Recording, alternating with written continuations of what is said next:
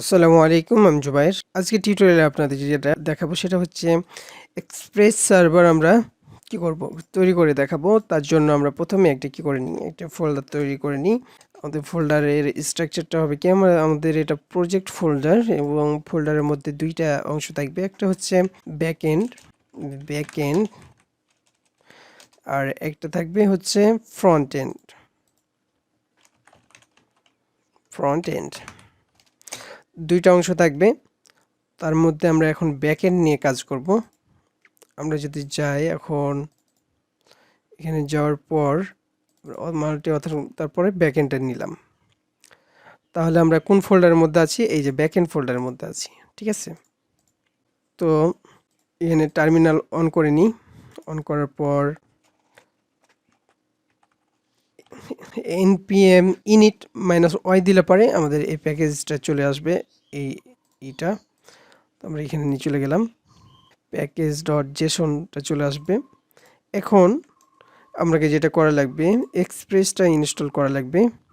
এটা করার জন্য express.js যদি লিখেন তাহলে চলে আসবে এটা, এবং এখানে ইনস্টলেশনে গেলাম।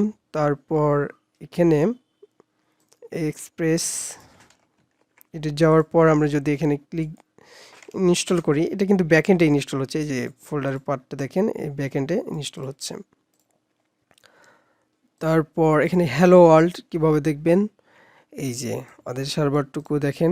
আমি ইচ্ছা করলে এগুলো লিখতে পারতাম, কিন্তু আমরা কি করব না, লেখার দরকার নেই, যেহেতু আপনি রেডিমেড পেয়ে যাচ্ছেন। তো এটা করার পর আমরা কি নিতে হবে, কি সার্ভার নামে একটা ফাইল তৈরি করতে হবে। তো আমরা এখানে যাওয়ার পর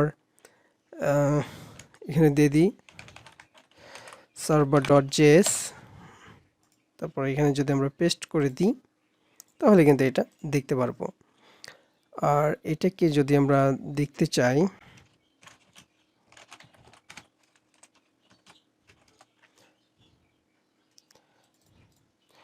তো এখানে আমরা সার্ভারটাকে চালু রাখার জন্য আমরা কি যেটা করা লাগবে সেটা হচ্ছে কি নোডমন আমরা কি ইনস্টল করা লাগবে।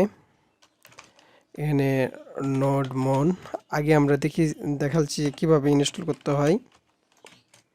আগে টিউটোরিয়ালগুলো সিরিয়াল বাই সিরিয়াল দেখবেন, তাহলে এগুলো বুঝতে পারবেন। তো নোডমনটা আমরা ইনস্টল করে নিলাম এবং এই যে এখানে দিয়ে দিলাম হচ্ছে দেব, আর এটাতে নোডমন ডট সার্ভার ডট জেএস যেটা আছে সেটা ব্যবহার করলাম। এবং এখানে যদি আমরা এখন স্টার্ট করি, নোডমন লিখতে হবে না, আমরা শুধু লিখতে হবে npm।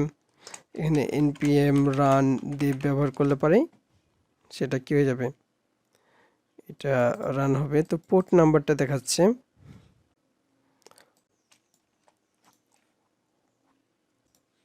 তো এইটুকু অংশ আমরা কি হবে, এক্সপ্রেসটা কল করতে হবে অ্যাপ দিয়ে, এবং এর পোর্ট নাম্বার যেটা আছে সেটা দেখাই দিতে হবে। এখানে পোর্টটা লিসেনিং পোর্ট এইভাবে দিতে হবে, দেওয়ার পর এভাবে দিলে পারে সেটা হয়ে যাবে। এই ওপরের অংশটুকু আমাদের কি করতে হবে, এইটুকু না রাখলেও হয়তো, সেটুকু আমরা দিয়ে রেখেছি। তো এরপরে আমরা যেটা করব, এখন যদি আমরা এই যে স্ল্যাশ দিই তাহলে এটা কি দেখাবে, হ্যালো ওয়ার্ল্ড দেখাবে। কোন পোর্টে এটা হচ্ছে 3000।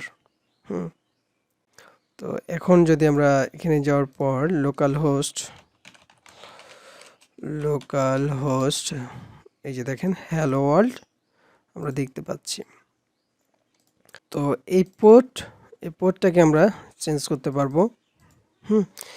তো এটাকে ইএনভি ফাইলে আমরা ট্রান্সফার করে নিব। ইএনভি ফাইলটা ইউজ কিভাবে করব এটাও বুঝতে পারবো। তো আজকে আমরা এ পর্যন্তই রাখি, এর পরবর্তীতে তারপরের অংশটুকু দেখাবো। আল্লাহ হাফেজ।